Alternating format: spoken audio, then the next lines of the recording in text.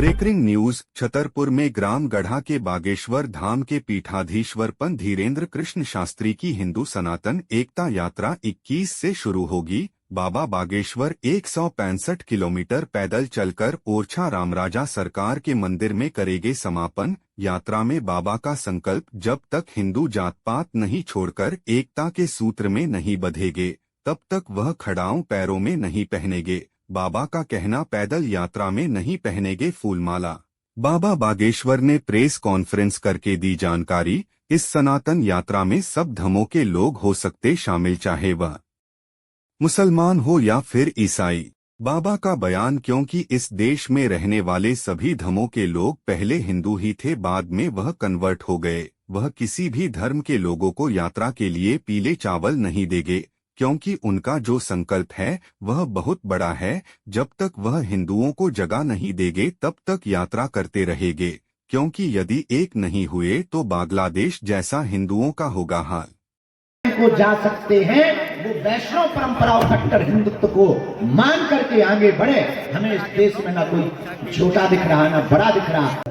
देश में पूर्व में भी जातियां थी पर जातिवाद नहीं था। पर इसका अर्थ समझो पहले, हमारे देश में जातियां क्यों हैं, इसका कारण जात पात को मिटाने के लिए, भेदभाव को दूर करने के लिए भारत का सबसे बड़ा कैंसर का जहर है जात पात। उस रोग से भारत को मुक्त करने के लिए हमने ठाना है। हमारा मिशन है, हमारा संकल्प है, हमारा विजन है।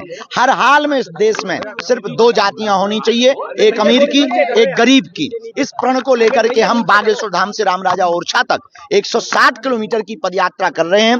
अब तो करो या मरो की बारी है, क्योंकि भारत पर संकट भारी है। हम भारत के लोगों को, हिंदुओं को बांग्लादेश जैसा जलता हुआ, बिखरता हुआ नहीं देख सकते। इसलिए हम हिंदुओं को एक करने निकल रहे हैं। सनातन यात्रा में विशेष क्या है?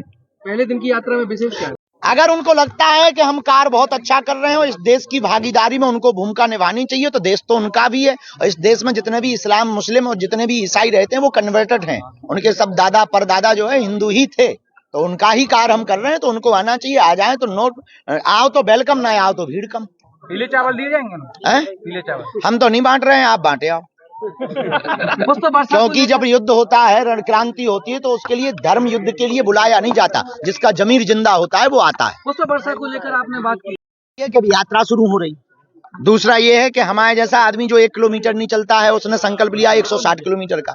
तीसरा सबसे बड़ा विशेष ये है, परम पूज्य जगत गुरु श्री हमारे गुरुदेव भगवान पद्म विभूषण रामानंदाचार्य पूज्य श्री रामभद्राचार्य जी गुरुदेव भगवान उस पद यात्रा में भगवान ध्वज दिखाने के लिए प्रथम दिन आ रहे हैं। आपने कहा मुस्लिम ईसाई